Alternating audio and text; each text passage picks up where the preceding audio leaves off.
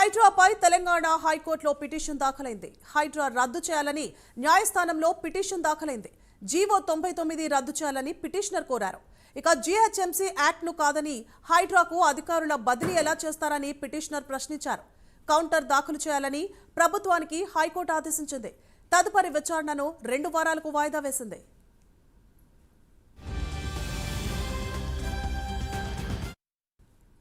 Right, ఇక హైడ్రాను రద్దు చేయాలని కోరుతూ పిటిషనర్ హైకోర్టులో పిటిషన్ దాఖలు చేశారు. ఇదే అంశానికి సంబంధించి మరింత సమాచారాన్ని మా ప్రతినిధి ప్రవీణ్ అందిస్తారు. ప్రవీణ్.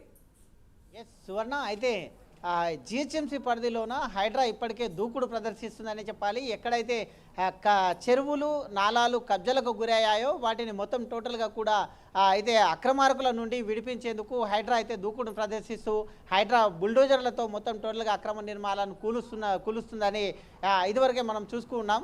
అదేవిధంగా హైడ్రా యొక్క దూకుడును అడ్డుకట్టు వేసే ప్రయత్నాలు కూడా జరుగుతున్నాయనే వార్తలు కూడా వినిపిస్తున్నాయి. అదే క్రమం లోపల లక్ష్మి అనే మహిళ తెలంగాణ హైకోర్టులో అయితే పిటిషన్ దాఖలు చేశారు. నిన్న పిటిషన్ పైన వాదనలు కూడా వినిపించారు. అదైతే వాదనలు వినిపించిన అనంతరం జీవో 99ను సవాలు చేస్తూ లక్ష్మి అనే మహిళ తెలంగాణ హైకోర్టులో అయితే అప్పీల్ అయితే దాఖలు చేసింది. అయితే పిటిషన్ వేశారు. పిటిషన్ పైన వాదనలు గిట తెలంగాణ హైకోర్టులో వాడివేడిగా సాగిన అనంతరం అయితే జీవో 99ను సవాలు చేస్తూ అయితే ఐఏఎస్ అధికారులను కాకుండా ఐపీఎస్ అధికారులను వేశారు. అదేవిధంగా ఏదైతే మున్సిపల్ యాక్ట్ ప్రకారం ఏదైతే మున్సిపల్ యాక్ట్ ఉందో ఆ మున్సిపల్ యాక్ట్ ప్రకారము వేరే శాఖ అధికారులకు ఇతర శాఖ అయితే మున్సిపల్ శాఖ నుంచి ఎలా బదిలీ చేస్తారంటూ కూడా అయితే పిటిషనర్ వాదనలో పేర్కొన్నారు. పిటిషనర్ వాదనలో పేర్కొన్న తర్వాత టోటల్గా ఈ యొక్క వాదనలను మొత్తం టోటల్గా విన్నటువంటి హైకోర్టు ఈ యొక్క తెలంగాణ ప్రభుత్వానికి 2 వారాల గడువు ఇచ్చిందనే చెప్పాలి. 2 వారాల గడువు లోపల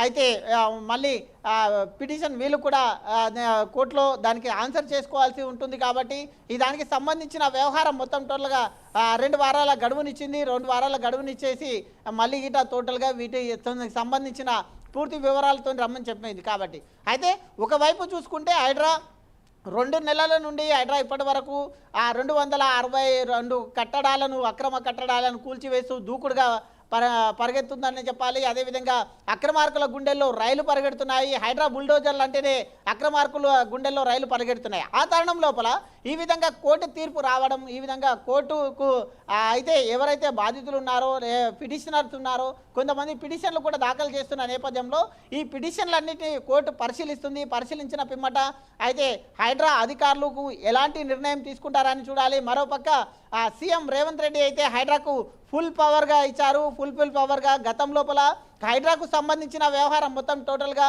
అయితే జిహెచ్ఎంసీ అధికారులు రెవెన్యూ శాఖ ఉంటారో వాళ్ళు మాత్రమే ఈ యొక్క ఎవరికైనా అక్రమ నిర్మాణాలు ఉంటాయో ఆ అక్రమ నిర్మాణాలను మొత్తం టోటల్గా కూడా వాళ్ళు నోటీసులు ఇచ్చేవారు. తర్వాత ఆ యొక్క వ్యవహారం మొత్తం టోటల్గా హైడ్రాకే అప్పగించాలి. హైడ్రానే నోటీసులు ఇస్తుంది, హైడ్రానే కూల్చివేస్తుంది అంటూ కూడా హైడ్రాకు ఫుల్ టీం ఇవ్వడం జరిగింది. అదేవిధంగా త్వరలో హైడ్రా పోలీస్ స్టేషన్ కూడా రాబోతుంది అనే సమాచారం వస్తుంది. హైడ్రాకు కొంతమందిని సిబ్బందిని కూడా నియమిస్తున్న తరుణం లోపల ఈ విధంగా హైడ్రాకు అడ్డుకట్టలు పడుతుండడంతో కొంత అనుమానాలు అయితే వ్యక్తమవుతున్నాయి. కాబట్టి అయితే వేచి చూడాలి ఇంకా హైడ్రా పనితీరు గురించి. కానీ హైడ్రా అయితే ఇప్పటికే ప్రజల లోపల అటు సామాన్యుల నుండి చూసుకుంటే కూడా పబ్లిక్ లోపల మంచి స్పందనే వస్తుంది.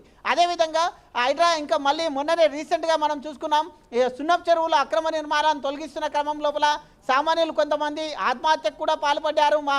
అయితే ఇక్కడ ముందు ఉన్న అధికారులు పర్మిషన్స్ ఇచ్చారు కాబట్టి మేము ఈ యొక్క కట్టడాలను నిర్మించుకున్నామంటూ కూడా ఇది చేశారు. కాబట్టి హైడ్రా అయితే సామాన్యులను చేస్తూనే ఒక నిర్ణయం కూడా తీసుకుంది. ఏవైతే పాత కట్టడాలు ఉంటాయో అక్రమ ఏదైతే బఫర్ జోన్లో కానీ లేదంటే ఎఫ్టీఎల్ జోన్లో కానీ ఏవైతే పాత నిర్మాణాలు ఉంటాయో వాటిని కూల్చబోమని ఇప్పటికే ప్రకటించిన నేపథ్యంలో వాటి స్థానంలో కొత్త ప్లాన్ కూడా చేసింది.